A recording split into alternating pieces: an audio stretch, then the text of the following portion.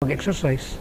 Na alam mo sa exercise, binanggit dito sa Miss White yung tinatawag na pag hindi ka pala nag-exercise, grabe pala yung effect niyan. Kaya napagandang bigyan ng daan ito Ang sabi dito sa page 28, the same book, neglecting to exercise the entire body or a portions of it will bring on morbid condition. Siguro ikaw na bumasa. Gusto ko itang bumasa Medyo Ayan condition yung boses mo. Paragraph 91. Okay. Sabi dito, neglecting to exercise the entire body or a portion of it will bring on morbid conditions. Inaction of any of the organs of the body will be followed by a decrease in size. Oh, sa medical po mga kaibigan, ito yung tinatawag nating atrophy, yung pagliliit. Yes, yung pagliit, yung pag-shrink ng ating muscle and strength of the muscles and will cause the blood to flow sluggishly through the blood vessels. You see, you are actually killing yourself in installment basis. Na bakit natin kailangang i-deprive yung sarili natin? We are created purposely for activities.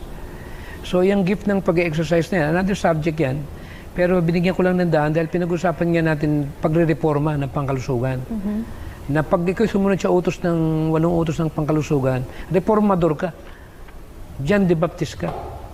Ibig sabihin, talagang you are living up accordingly with the light that we receive. Ganito kataas ng standard ng gawain ng Panginoon. Sa Amerika nga, just imagine, wala kang makikita ang pulis doon na malaki yan siya. Lalo na yung mga Green Beret nila. Talagang pag sila yung naka-uniforme, talagang sasaludo ka.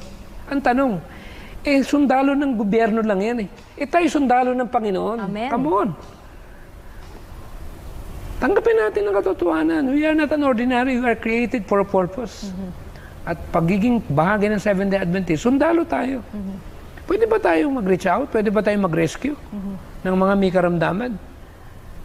Na tinatamaan tayo ng epidemic ng karamdaman?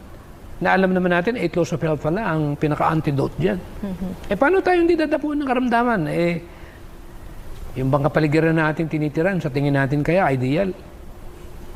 Siguro it is really a high time to open up so that we will have a chance na kahit pa paano naman sa konting panahon natitira. Ako naniniwala kasi Gladys na God is going to take over very soon because of the wickedness, the calamities after calamities, the pandemic and so on, the globalization program, itong mga katiwalian na ang tao talaga ngayon masyado nakapokus sa material. Kaya siguro, palakasan lang ng loob ito.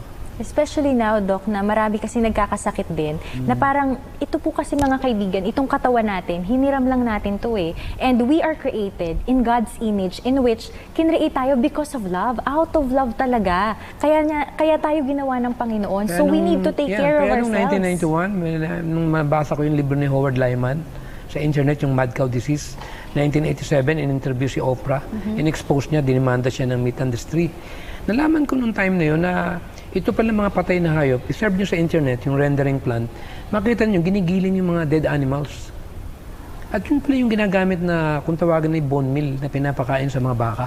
Kaya pala nagkaroon ng problema ang baka kasi hindi naman sila design na kumain ng damo, ng karne. Kapwa nila karne. Ayun, nung pinakain ng karne, nagkaroon sila ng tinatawag brain damage.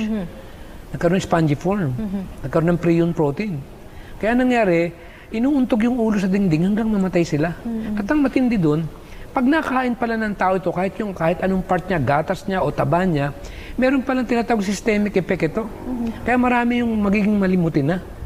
Nalilimutan yung mga pangalan, kung ano-anong mga just problema. Just like Alzheimer's, di ba, sa condition na yun. Yeah, so ito yung point na sabi ko nga, kailangan talaga na may turo yung kung paano makaiwas dito. Since nga hindi naman natin alam, kahit sa bansa natin, may rendering plant din dito. And how do we know? Kaya the best way na magawa ko, paano ko maturuan talaga na mag-vegetarian tayo? Kasi paano kung tinamaan ka ng mad cow, paano maalala ang Biblia? Pwede ba nating, basta na lamang sasabihin natin, turuan natin ang Biblia? Paano maintindihan? Kung taliwas naman yung kanilang kaalaman tungkol dito sa bahagi na ating ginagampanan. Kaya nga, nung malaman ko yung mga yan, yung mga GMO na, genetically modified organism, recombinant DNA technology, they combine animal species and they combine it with yung plant. Sabi ko, may mga certain ano pala ito, side effect ngayon. Na-vindicate na rin tayo. Bakit? Nasa social media na eh. Nasa internet na. Wala tayong pinatatamaan dito. But we must be careful. Kasi when we are talking about health or nutrition, doon tayo kumain na hindi modified. Huwag tayong kumain ng mga ginawa ng tao na pinaglalaroan yung teknolohiya.